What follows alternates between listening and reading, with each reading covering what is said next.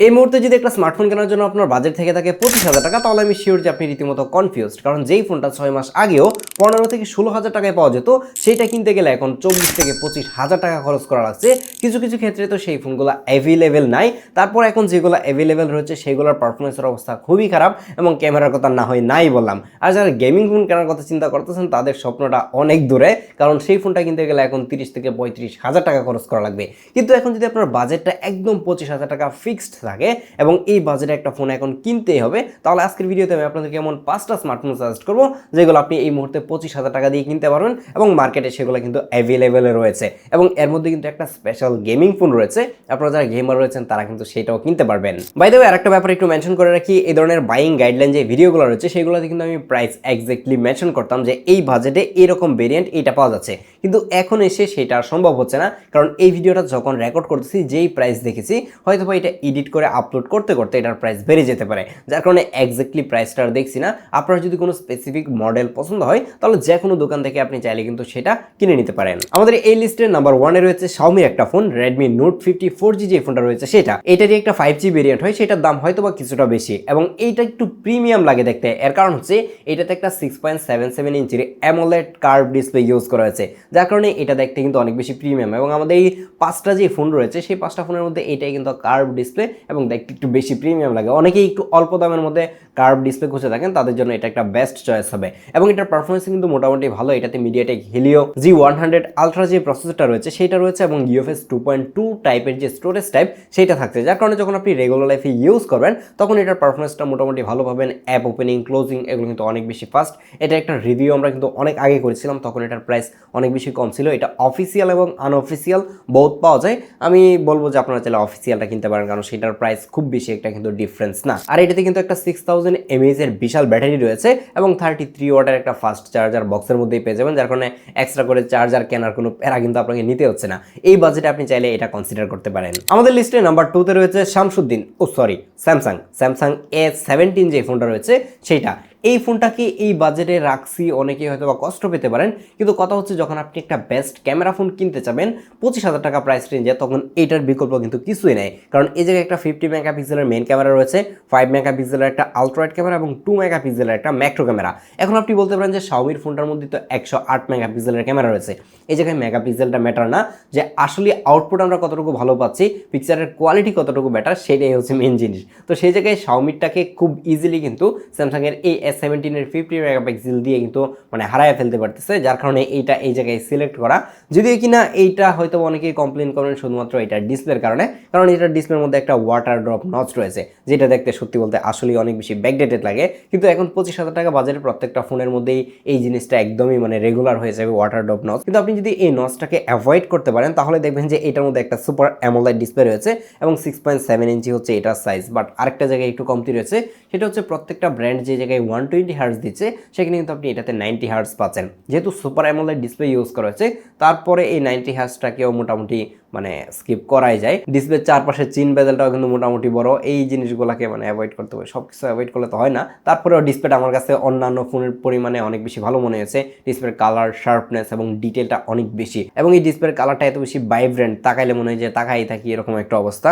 But এটাতে কিন্তু processor হিসেবে তারা তাদের যে Exynos-এর প্রসেসর রয়েছে সেটা কিন্তু ইউজ করে নাই। MediaTek G99 যে SoC-টা রয়েছে সেটা কিন্তু তারা ইউজ করেছে, যার কারণে এটা থেকে বেটার একটা পারফরমেন্স পাবেন। স্যামসাং এর ফোন কিনলে তো অবশ্যই 1 ইউর যে মজাটা সেটা অবশ্যই পাবেন, এবং এটার মেজর আপডেট কিন্তু মোটামুটি 6 বছরের মতো আপনারা পাবেন, এবং সিকিউরিটি প্যাচ মিলে হয়তো আপনি 7 বছর এটা থেকে সফটওয়্যার সাপোর্ট পেয়ে যাবেন। এটাতে ব্যাটারি হিসেবে কিন্তু স্যামসাং 5000 mAh এর একটা ব্যাটারি ইউজ করেছে। ব্যাটারিটা যদি 6000 mAh হতো তাহলে ব্যাটারি ব্যাকআপটা একটু ভালো পেতাম, বাট স্যামসাং এখন পর্যন্ত সিলিকন কার্বনে শিফট করে নাই, তারা সেই লিথিয়াম আয়নের ব্যাটারি দিচ্ছে, এবং এটাই আমাদেরকে অ্যাকসেপ্ট করা লাগছে। আমাদের লিস্টে নাম্বার 3-তে রয়েছে একটা গেমিং ফোন। এই গেমিং ফোনটা আমি আরো 1 মাস আগে 20,000 টাকা প্রাইস রেঞ্জে সাজেস্ট করেছিলাম, বাট এটার প্রাইস এখন 25,000 টাকা হয়ে গেছে।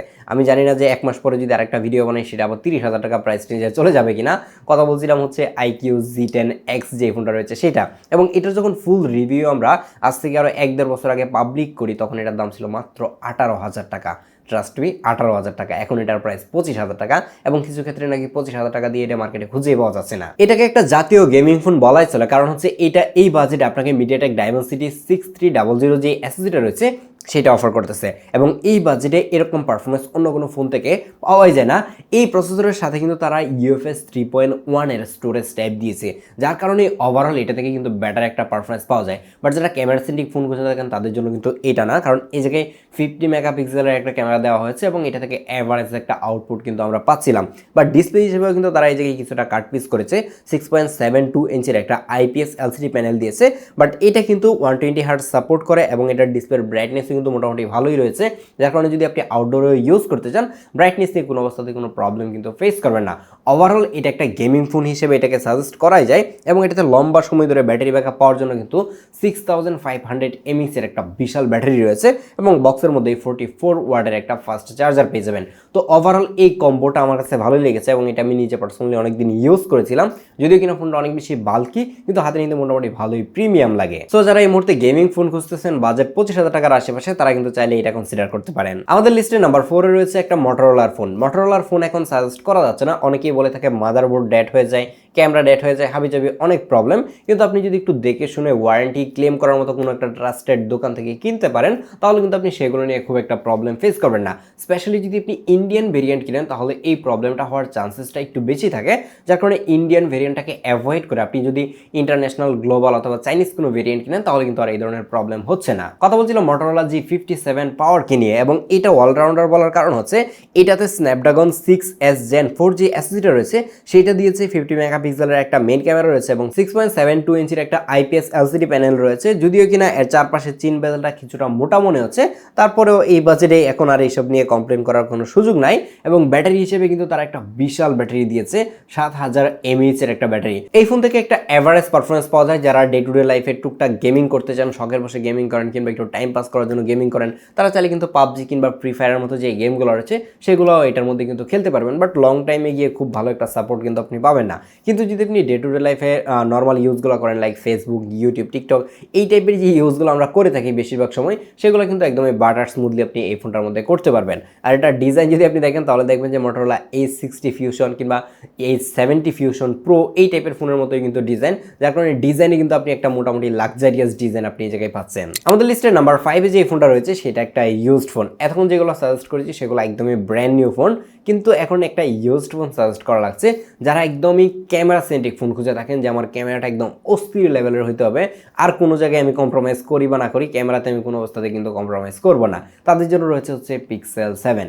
যদিও কিনা এই ফোনটা কেনার আগে অবশ্যই সাবধানতা অবলম্বন করবেন, কারণ মার্কেটে প্রচুর পরিমাণে রিফাবরিস্ট, মানে মুতালিব প্লাজা কিংবা চাইনা রিফাবরিস্ট সেগুলো সেল হচ্ছে।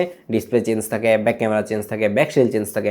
তো আপনি যদি দেখে শুনে বুঝে একটা ভালো ফোন কিনতে পারেন তাহলে কিন্তু আপনি সেটা থেকে বেটার একটা আউটপুট পাবেন, কারণ 25,000 টাকা বাজেটে এটা আপনাকে যেই পারফরমেন্স, যেই ডিসপ্লে এবং যেই ক্যামেরা অফার করতেছে, নতুন কিংবা আপনি ইউজড মার্কেটে খুঁজলেও এই বাজেটে এর থেকে বেটার ফোন কিন্তু আপনি পাবেন না।